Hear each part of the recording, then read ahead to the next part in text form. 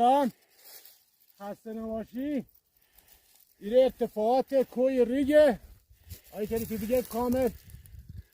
تای ترین آقا برج بیاریم بکاریم جوشی یا مثل پوه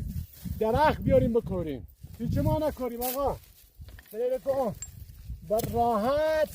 با یک چوان که به دسته دو راحتی داری چرا بکنی موقعی هم که کنیش من هر چاله ای 3 تا دونه همینجوری جون 3 تا دونه آقا 3 تا دونه جوشیر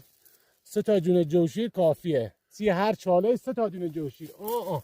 اگه اولی سوز نکه دومی سوز نکه سومی حتما سوز بکنه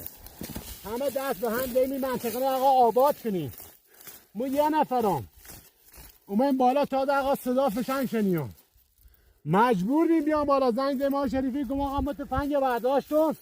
یا بریم اینه چیه داره فشنگ بریدیم منطقه ما کنه ضبط کنیم تا این موقع قریبیان آقا حضرات جلیلیت چه حقی داره بیان منطقه ما خالدین ها بریه یان منی منطقه دست هم بین نانیم آقا کسی نمی پرند یا گنجه زمونه بزنه آقا شریفی خسته نبوی بس قربونت تشکر